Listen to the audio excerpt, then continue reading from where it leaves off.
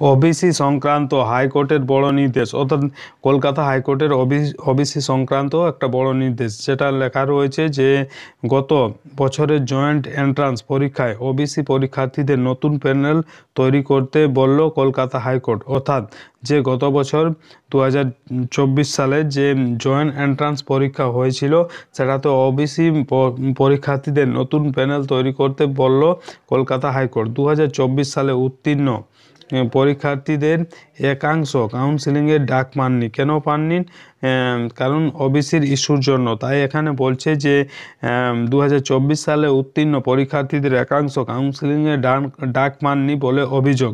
মামলা গড়ায় হাইকোর্টে, অর্থাৎ হাইকোর্টে মামলা হয় বুধবার। ওই মামলায় বিচারপতি কৌশিক চন্দ নির্দেশ দিয়েছেন 2010 সালের পরে ওবিসি সার্টিফিকেট পেয়েছে প্রায় 12 লক্ষ ক্যান্ডিডেট বা ছাত্রছাত্রী।